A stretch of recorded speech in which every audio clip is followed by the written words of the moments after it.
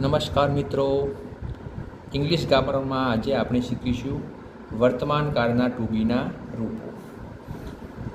વર્તમાન કાળની અંદર આઈ એની સાથે ટુ બીના રૂપ તરીકે આવશે એમ, હું છું. વી એની સાથે આવશે આર,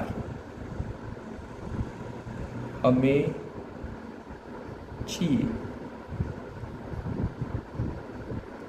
યુ એની સાથે આવશે આર, તું છે અને તેનો મતલબ તમે છો તે પણ થાય છે.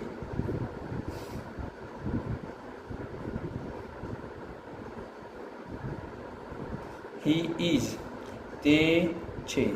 હી ઇઝ એ ફક્ત પુરુષો માટે વપરાય છે.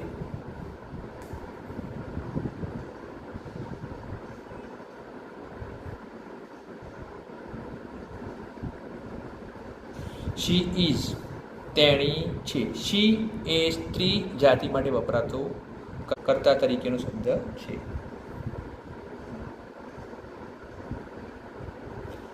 ઇટ ઇઝ તે છે. મિત્રો, ઇટ ઇઝ એ ત્રીજા પુરુષ તરીકે કોઈ પ્રાણી, પક્ષી કે વસ્તુ માટે વાપરી શકાય છે. નિર્જીવ બાબતો માટે પણ વપરાય છે.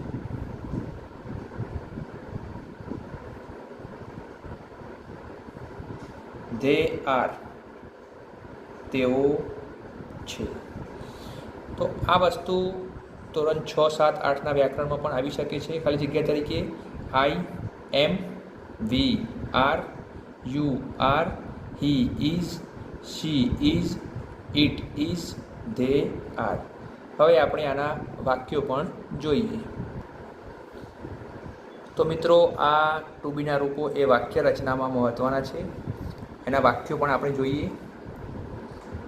આઈ એમ એ ટીચર, અહીંયા ખાલી જગ્યા હોઈ શકે છે, ત્યાં એમ લખવું પડે. વી આર ફ્રેન્ડ્સ, અમે મિત્રો છીએ, આર. યુ આર સ્ટુડન્ટ, તું વિદ્યાર્થી છે, યુ સાથે આર. હી ઇઝ વિકાસ, મેં કહ્યું એમ હી એ પુરુષ જાતિ માટે વપરાય છે. શી ઇઝ જયા, તેણી જયા છે. શી એ નારી જાતિ માટે વપરાય છે. ઇટ ઇઝ અ મંકી, તે વાંદરો છે. ઇટ એ પ્રાણી, પક્ષી અને નિર્જીવ બાબતો માટે વાપરી શકાય છે. ધે આર ફાર્મર્સ, તેઓ ખેડૂતો છે.